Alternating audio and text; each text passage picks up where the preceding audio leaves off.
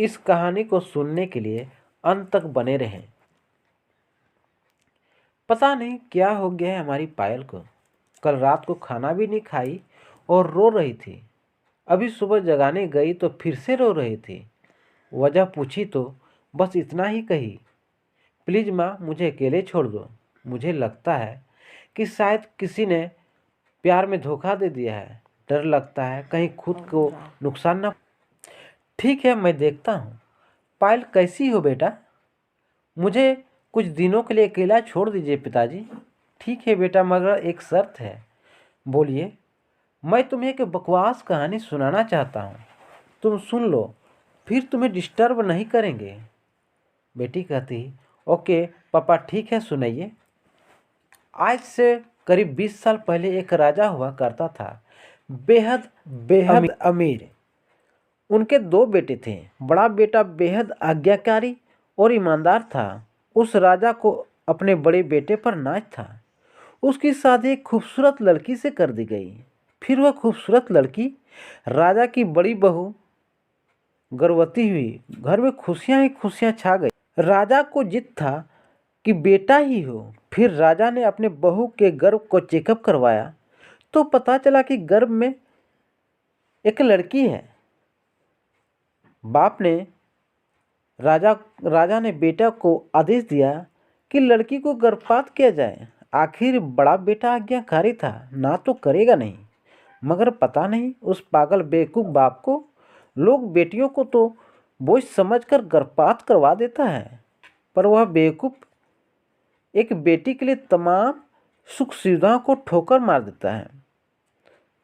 वह बाप की बात मानता तो आज उसकी जगह राजा होता। न जाने वह बेटी के लिए बाप किस हालात में होंगे। तभी पायल की माँ वहां आकर कहती है, वह बेटी के लिए पागल शख्स और कोई नहीं बेटा, ये तेरे पिताजी ही हैं जो तुझे अपनी सच्ची कहानी सुना रहे हैं। बेटी तो कहती थी कि मम्मी नाना नानी को तो मैंने देख लिया, काश पापा अनाथ न होते तो दादा दादी का चेहरा भी देख लेती।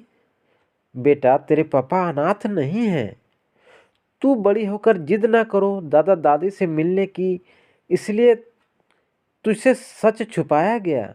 फिर तेरे पापा ने तेरे पैदा होने के बाद एक कसम ली, तेरे अलावा दूसरा संतान फिर कभी नहीं बनाएंगे। एक दिन चिट्ठी भेजकर तेरे दादा दादी ने बेटी को लेकर वापस आने को कहा तेरे पापा को।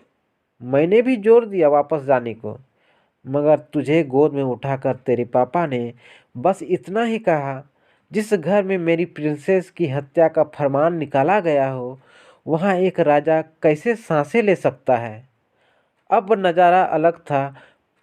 पायल की आंखों में पापा के लिए सम्मान, उनकी मोहब्बत के लिए ढेर सारा प्यार और उनकी कुर्बान के लिए इबादत करने जी जा रहा था।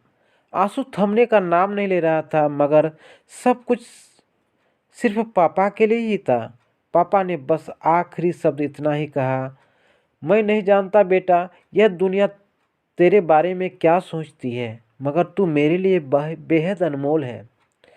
भले मैं आज कहीं का राजा नहीं रहा, मगर तू कल भी, आज भी और सदा मेरी प्रिंसेस रहेगी।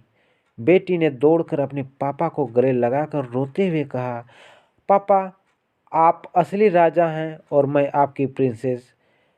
सबके पलकें गीली थी, मगर वह एक नई सुबह की शुरुआत थी जहां प्रिंसेस अपने सियासत में लौट आई थी। बेटियां माता पिता की जान होती है, उनकी जान बान और शान होती है। आपको ये वीडियो पसंद आए लाइक और सब्सक्राइब जरूर कीजिए और बेल आइकन जरूर दबाइए।